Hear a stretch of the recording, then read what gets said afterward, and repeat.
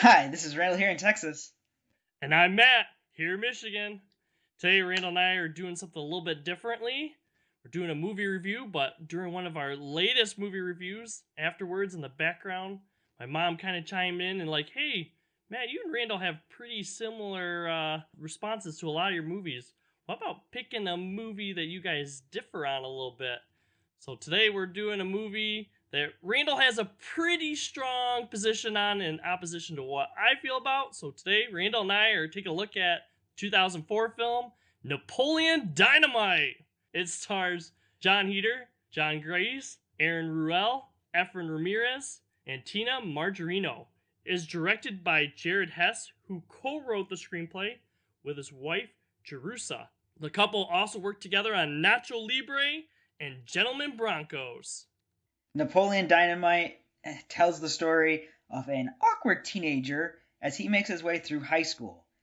His already rough life is complicated when his uncle Rico shows up to care for him and his 32-year-old brother after their grandmother breaks her coccyx, which is pretty much the start of a ridiculous movie, honestly. It had a $400,000 budget, but ended up grossing about $46 million in box office returns.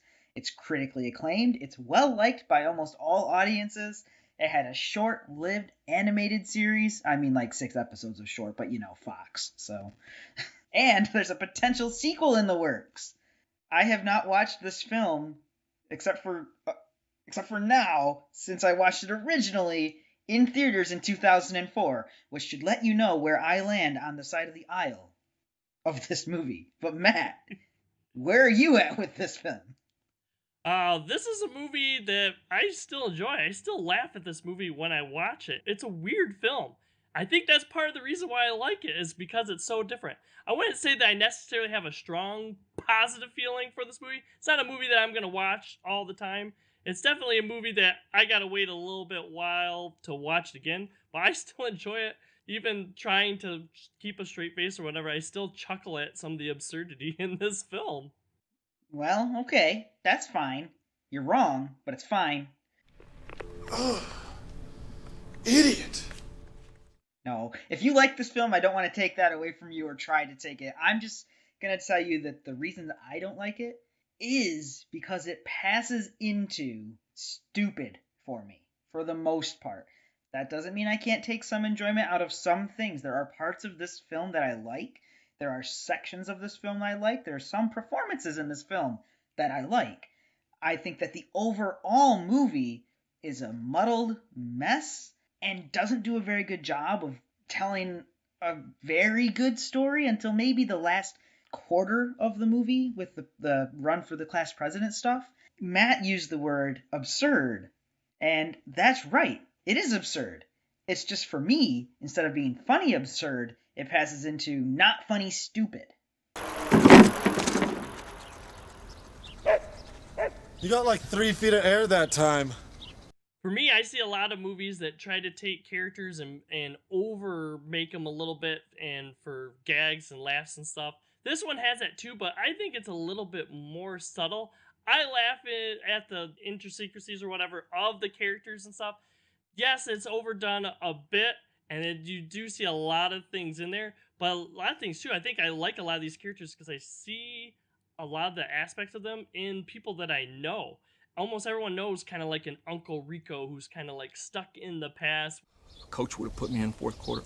We'd have been state champions, no doubt. No doubt in my mind. We all know someone like this, and same thing too. Napoleon being that awkward teenager who does weird stuff too that I've never seen before, like throw an action figure out the window on the bus and let it drag at the thing out the back or whatever. For literally no reason, and it's not funny. I'm sorry. I'm just like, why did he do that? What is that? That's not funny. That's just weird. To me, I kind of laugh at that stuff. I'm like, man, I think we all knew someone like that where you're kind of like questioning, like, dude, what are you doing? And I think that really goes up. It's not really just seeing like, hey, you see him do weird stuff that you've seen before. It's like, yeah, I know someone that would probably do some weird stuff like that. Now, I mentioned though that there are things I like about the film, and in particular, The last section of the film, which is honestly where it starts telling a coherent story, because I think that most of the rest of it is throwaway before it. You start getting into the Pedro and the blonde Heather. Vote for Summer.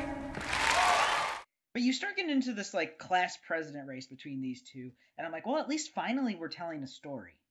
There's an actual thing happening, and there's an arc going on for this particular small section of the film, and that was fun. I really, really enjoy the part where Pedro's cousins start showing up with the awesome car, which, I mean, big surprise. Randall likes the car part of the film. Pedro offers you his protection.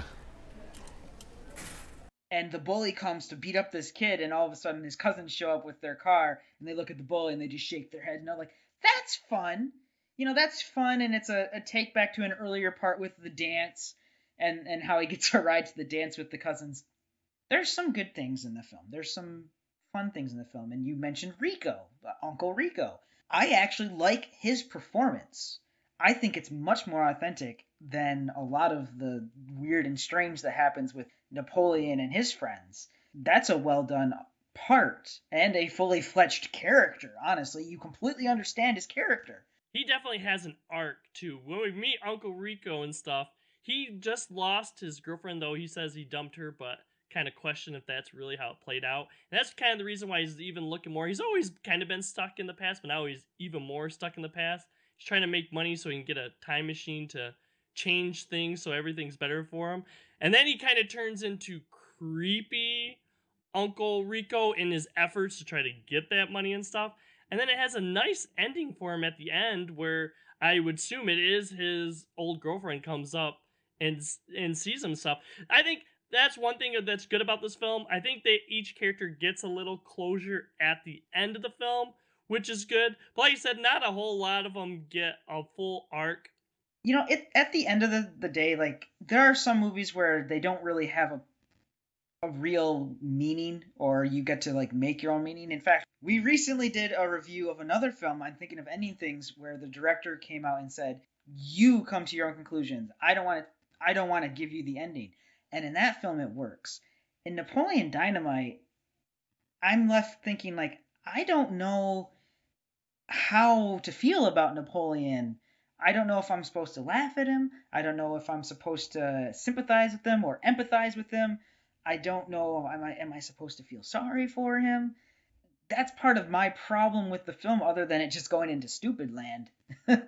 I don't understand what I'm supposed to do with these characters.